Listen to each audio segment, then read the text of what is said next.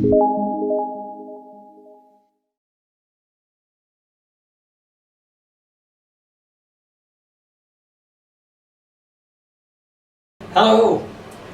Today's story, David's Father.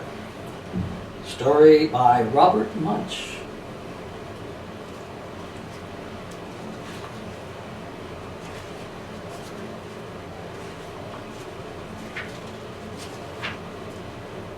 Julie was skipping home from school. She came to a large moving van. A man came out carrying a spoon, only it was as big as a shovel. Another man came out carrying a fork, only it was as big as a pitchfork. A third man came out carrying a knife, only it was as big as a flagpole.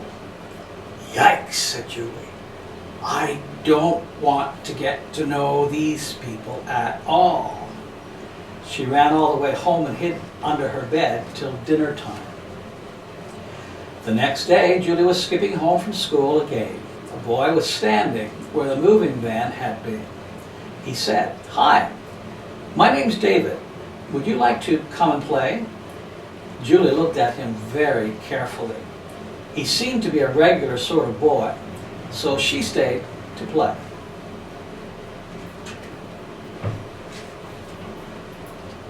At 5 o'clock, from far away down the street, someone called, "Julie, come and eat."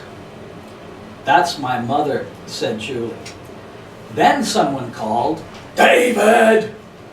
"That's my father," said David. Julie jumped in the air, ran around in a circle 3 times, ran home and locked herself in her room till it was time for breakfast the next morning. The next day, Julie was skipping home and she saw David again. He said, "Hi, Julie, do you want to come and play?"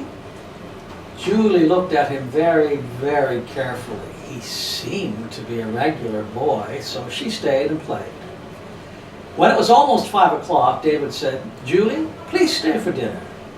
But Julie remembered the big knife, the big fork, and the big spoon. "Well, I don't know," she said.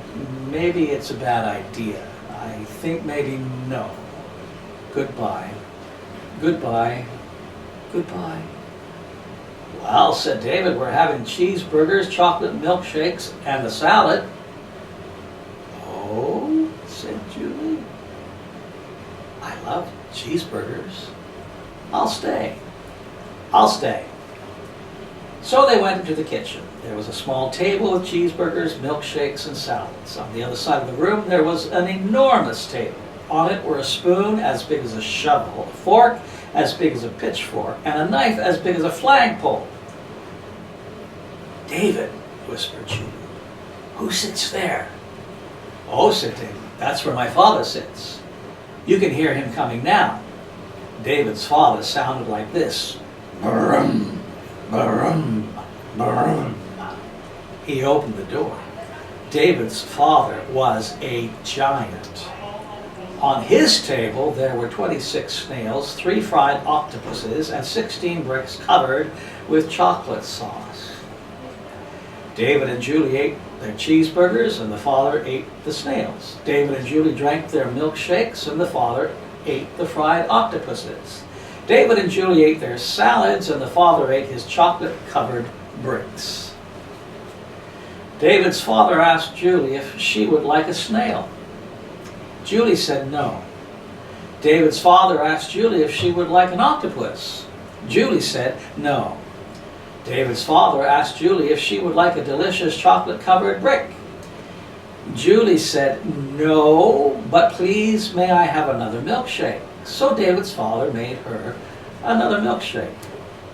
When they were done, Julie said very softly, so the father couldn't hear, "David, you don't look very much like your father."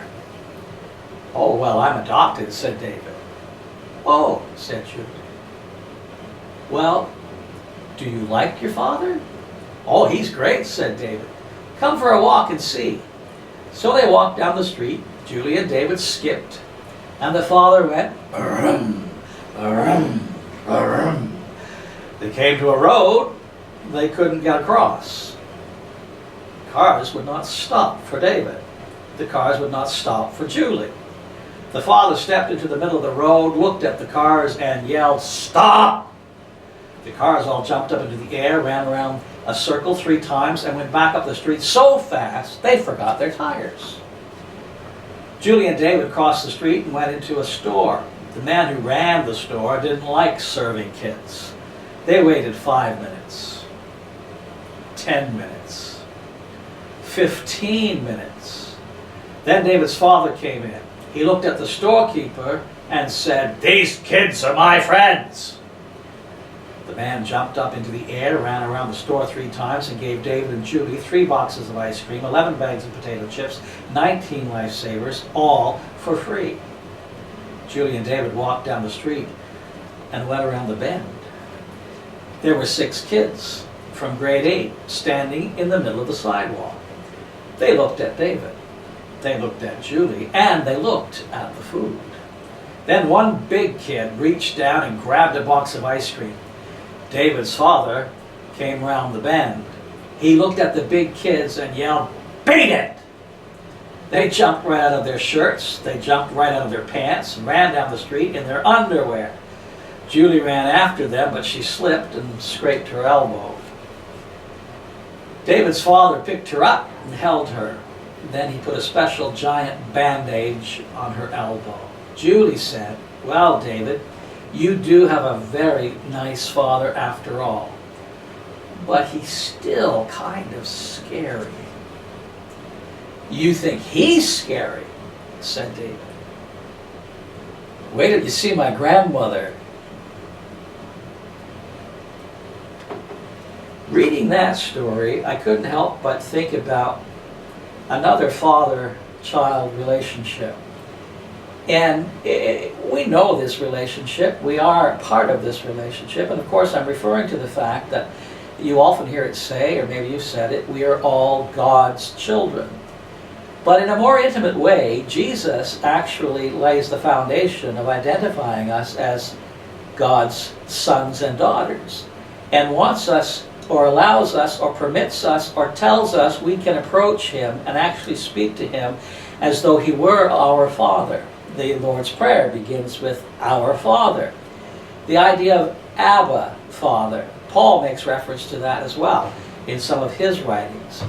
And again, we hear it so often. I don't know if you stop to think about it, but when you consider how big God is, our Father, like David's father, is a giant.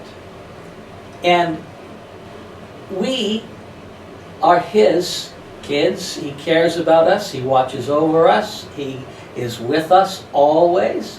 I think about the story again. He provides for us as David's parent, being a father, provided for his boy. And then there's the idea of Julie falling and scratching herself and being taken care of yet again.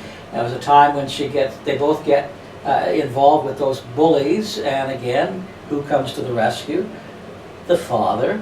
And in our instances and cases, we realize that God is there for us as well in many circumstances. It's not just, smooth going all the time. We all hit rough waters. We've talked about that this week already. And it's important for us to realize we are never alone. The Father watches over us. The Father cares for us. And we can speak to Him any time and bring Him all of our experiences, concerns, all of our joys and pleasures, all of our illnesses and headaches and heartaches. He takes them all and continues with us to see us through. Our Father. It's a wonderful thought.